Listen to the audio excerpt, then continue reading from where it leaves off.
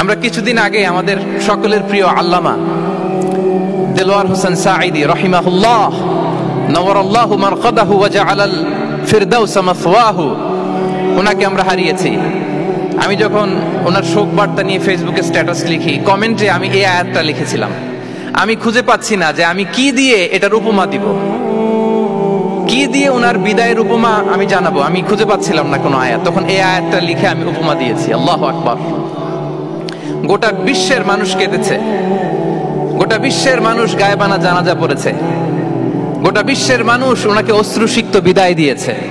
From north to the south, from east to the west, the entire globe, min mashariqil ardi ila magharibiha, অশ্রুসিক্ত বিদায় তিনি পেয়েছেন। এটাই আল্লাহ তাআলার সন্তুষ্টির একটা জলজ্যান্ত নমুনা। জোরে বলেন ঠিক কিনা?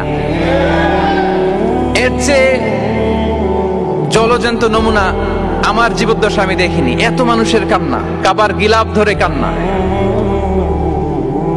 এভাবে ভালোবাসা প্রকাশ করা, এভাবে তার প্রতি তার জন্য অশ্রুসিক্ত দোয়া করা, কান্না জড়িত দোয়া, এটাই প্রমাণ করে যে আল্লাহ তাআলা ওনার উপর সন্তুষ্ট হয়ে গিয়েছেন।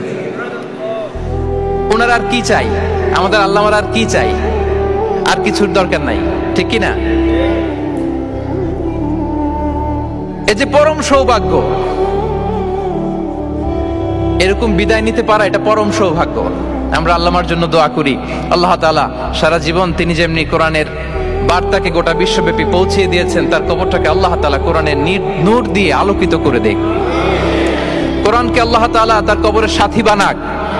কোরআনকে আল্লাহ তাআলা তার কিয়ামতের দিন, in the day of judgment, তার পক্ষে শাহাদাতকারী হিসেবে কবুল করুক।